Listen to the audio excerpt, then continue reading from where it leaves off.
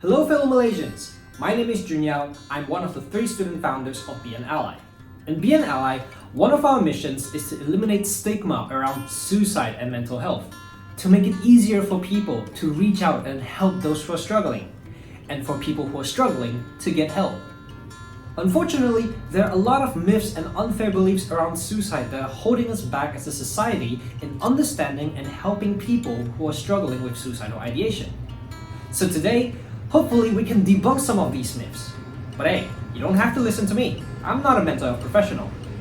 Instead, I present to you Mr. Pheh Kai Shuen. So good afternoon, Mr. Pheh. Could you tell us a little something about yourself and the work that you're doing? Hi, my name is Kai Shuen. So I'm currently a lecturer and head of programs at the Department of Psychology and Counseling, UTAR. So I'm being trained as a counselor as well as a clinical psychologist. So in addition to my teaching and research at the university, I'm also running a private practice in a local hospital. All right, Mr. Pheh. So let's get started with some myths today. So myth number 1. All people who are at risk of suicide have depression or are mentally ill. Yeah, that's what commonly believed, especially in the earlier days. While the studies coming from Western countries indicates that over 90% of people who die by suicide often has live with mental disorders, probably 2 weeks prior to their death. Studies in Asian countries indicate otherwise. Many people, especially the Asians who die by suicide, does not have a mental disorders. Their suicides are probably contributed by other factors, including stressful life events, including chronic health diseases, including others interpersonal conflicts. Myth number 2. People who experience suicidal ideation are selfish or weak. That's a common judgment that a lot of people have towards those people who attempt suicides or even die by suicides. The fact is the opposite. A lot of people who are suicidal, often they are too strong for too long rather than being weak. They cannot find an outlet for their pain that they have been enduring for so long, and suicide may seem to be the only ways of the only solutions at the time of desperate. Myth number 3. When someone is talking about suicide, they are attention seeking. When people are talking about suicide, they are help seeking rather than attention seeking. It takes a lot of courage for people to disclose their inner struggles and the most vulnerable parts of their heart. It's not easy to disclose their inner struggles. Myth number 4. There is little warning if a person intends to take their own life. That's not true. People with suicidal ideations often exhibit certain warning signs prior to their attempts. So some of the warning signs that commonly seen including they felt trapped in the painful feelings, they feel hopeless about their future, they don't see there's a way out for the problems or for the challenges that they are facing. They feel that they disclose their suicidal ideations. They probably tells you that they thought of better off dead. They thought of they might want to go to sleep and never wake up again. And some of them might even have a plan, an organized plan. They have thought of how they want to do it. Many people with suicidal ideation prior to their suicide attempts, they have been feeling low mood, they've been feeling irritable for some time, a prolonged periods. Usually it can last for more than several weeks up to several months.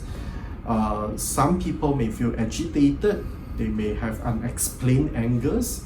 Others people may started to arrange for their after affairs, as in they give out their personal belongings, their prized possessions to others people and stuff like that. So these are all the little warning signs that people are showing up. Once we catch these warning signs, a support can be given, can be provided. Myth number 5. Asking someone if they're suicidal plants the idea in the head. This is a common question that we have whenever we run a suicide prevention awareness campaign. Lots of people are worried that talking about suicide may actually plant the ideas in other people's minds and may give them the ideas. The fact that it is not, studies have shown that asking whether someone who are struggling with emotional pain, whether they are suicidal, can be actually very helpful. It provides them the channels and opportunities to voice out their pain and their inner struggles. Often they get more help and support rather than the ideas of suicide. Myth number 6. It is impossible to stop someone intent on suicide. That's not true. In fact, many suicides are preventable, especially when we detect the suicidal ideations or some warnings, or we pick up warning signs at early stage. People who are suicidal often felt that they are very disconnected with their social circle, with their family, friends, or even with their spiritual, or they are disconnected spiritually with gods and others higher beings. Facilitating connectedness among people with suicidal ideations can be extremely helpful for them. Limiting access to lethal means of people with suicidal ideations can do a great help. In fact, that's one of the most effective prevention strategies. Myth number 7. Once someone has attempted suicide and survived, it means they will never try again. Unfortunately, many people who have survived a suicide attempts are likely to try again and again. In fact, previous suicide attempts is one of the strongest predictors of future suicide attempts, especially when they did not receive the appropriate supports and did not optimize the treatments that they should have. Myth number 8. Suicidal people want to die. That's not true. Suicidal people want to end the pain, but often they are undecided about whether they want to end their life.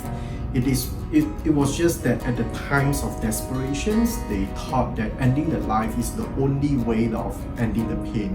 If we could provide a channel or ways of ending their pain or relieving some of their pain, often suicidal ideations would reduce significantly. So final question. How do you actually support someone who is struggling with suicidal ideation?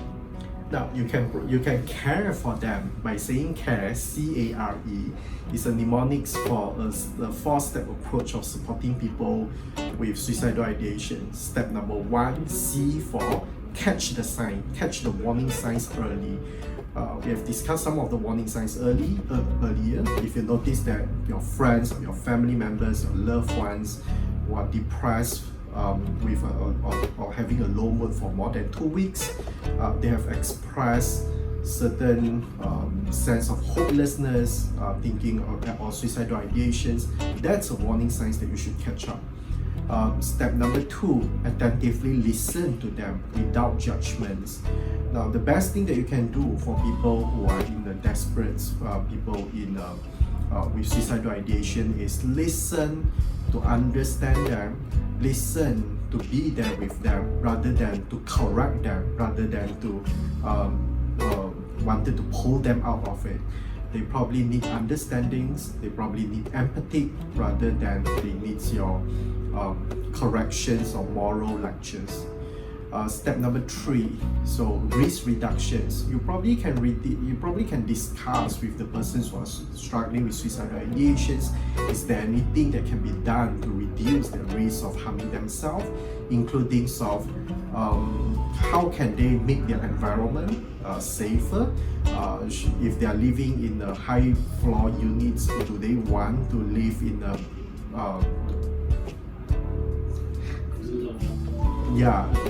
a lower floor? Do they want to? Do they need help in safekeeping some of the dangerous objects, dangerous items? Finally, E, ensure for professionals' help. So do remember to refer your loved one to get the professional help, either from a psychologist, a clinical psychologist, a counselors, or a psychiatrist.